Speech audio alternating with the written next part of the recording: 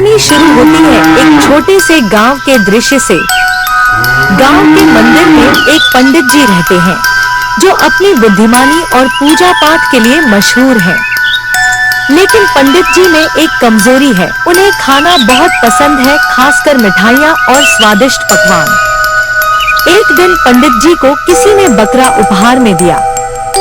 पंडित जी को बकरे का मांस बहुत पसंद था और वह बकरे को देखकर मन ही मन खुश हो जाते हैं और सोचने लगते हैं आज तो घर जाकर मजा ही आ जाएगा। पंडित जी बकरे को लेकर अपने घर की ओर जाते हैं। रास्ते में सोचते हुए जाते हैं कि वह इस बकरे का स्वादिष्ट भोजन बनाएंगे। पंडित जी का मन बहुत ललच रहा था और वह जल्दी से घर पहुंचने की सोचते हैं। रास्ते में दो चालाक ठगों की नजर पंडित जी और उनके बकरे पर पड़ती है। ठगों को यह देखकर लालच आता है और वे सोचते हैं कि किसी तरह यह बकरा पंडित जी से छीन लिया जाए। दोनों ठग मिलकर एक योजना बनाते हैं और अलग अलग रास्तों से पंडित जी के पास पहुंचते हैं।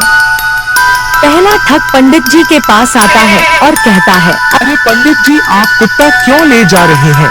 पंडित जी चौंकते हैं और हंसकर कहते हैं, अरे बेटा, ये कुत्ता नहीं है, ये तो बकरा है। फिर ठग हंसता हुआ चला जाता है। पंडित जी थोड़ा हैरान होते हैं, लेकिन फिर भी आगे बढ़ते जाते हैं। थोड़ी दूर चलते ही दूसरा ठग आता है और कहता है, पंडित जी, आप इस गधे को कहाँ ले जा रहे हैं? पंडित जी अब थोड़े असमंजस में पड़ जाते हैं और सोचते हैं कि यह आदमी भी बकरे को गधा क्यों कह रहा है।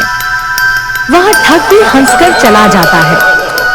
पंडित जी अब कुछ सोच में पड़ जाते हैं, लेकिन फिर भी आगे बढ़ते रहते हैं।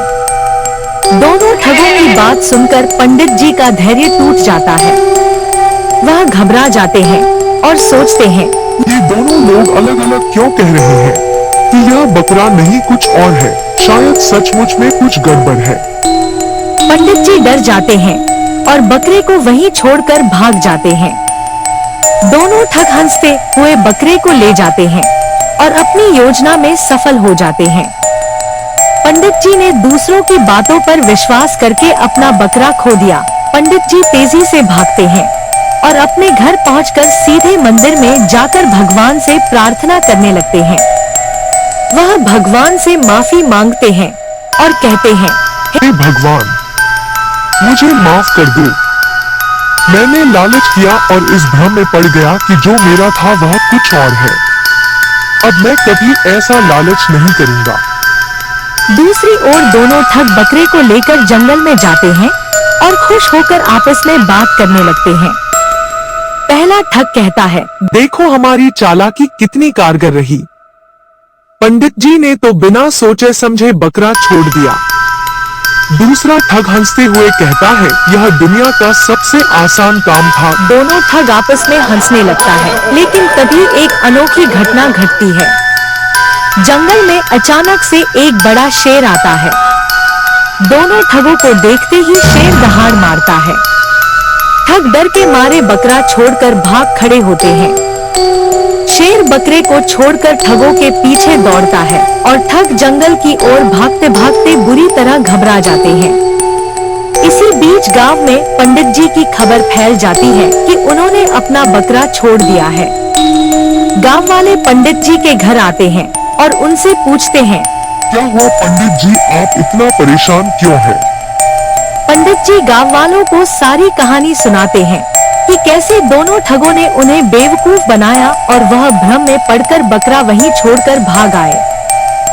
गांव वाले हंसने लगते हैं और कहते हैं, पंडित जी, आपने दूसरों की बातों में आकर अपनी समझ खो दी। हमें हमेशा अपनी बुद्धि और विश्वास पर भरोसा करना चाहिए। पंडित जी शर्मिंदा होते हैं, लेकिन गांव वाले उन्हें समझाते हैं और कहते हैं, आपसे गलती हो गई, लेकिन यह तो हर किसी से हो सकता है। अब से आप ज्यादा सतर्क रहेंगे। अंत में ठग बकरे को खोकर खाली हाथ वापस गांव आते हैं और उन्हें अपनी चालाकी का खामियाजा भुगतना पड़ता है। पंडित जी को भी इस घटना से एक बड़ी सीख मिलती है कि हमें अपनी आंखों देखी बात पर भरोसा करना चाहिए और दूसरों के कहने पर तुरंत निर्णय नहीं लेना चाहिए।